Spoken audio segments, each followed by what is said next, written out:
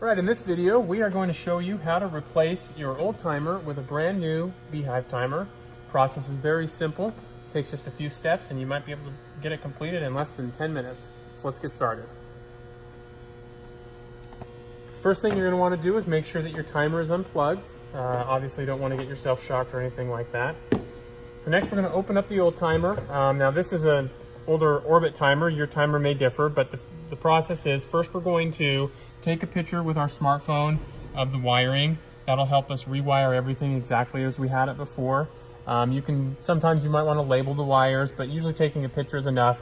Wires are generally color coded. We're keeping an eye on the fact that the common wire in this situation is the white wire, which is kind of very important. So then the next thing we're going to do is remove each of the wires.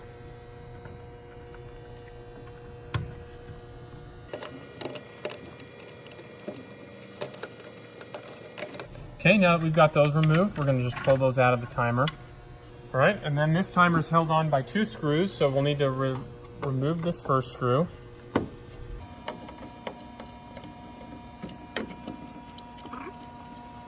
And then the last part is just lifted off the back screw.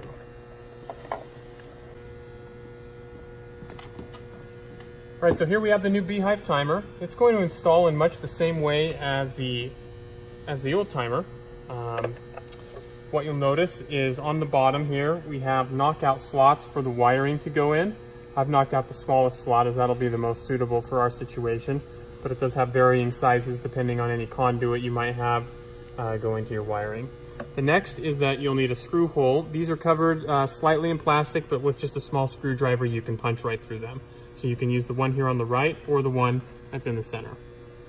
The top connects just through a standard screw hole there that it latches onto, and we'll just use the old one that's there. I've installed the wall anchors as this is just sheetrock and no studs behind it.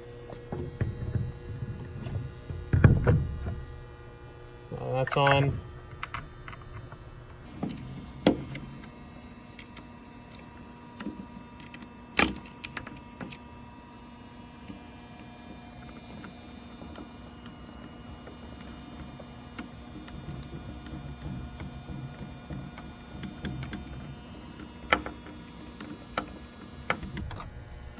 And with that screw attached, this is now secure. It's not going to wobble around too much, and we can get back to wiring our timer.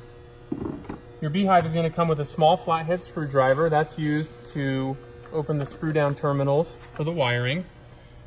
So on ours we have 6 zones and a common wire. I'm just going to loosen those. So first the common wire and then each of these first 6 zones.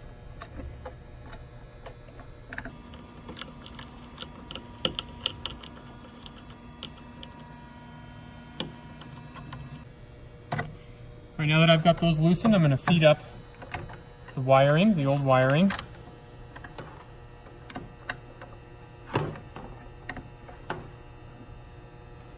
Remember, the white wire is in the common. And then I'll just rewire these other ones, screwing them down to their appropriate stations. If you don't remember the order, that's okay. It's just going to sort of have your stations on different numbers than they were prior, but it is always helpful to keep things the way they were before.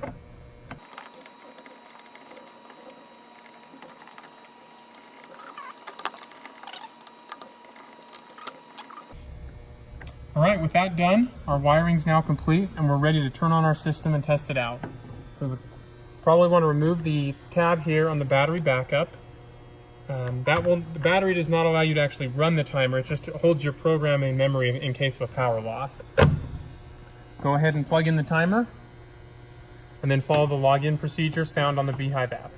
That's all there is to it, and you're ready to go.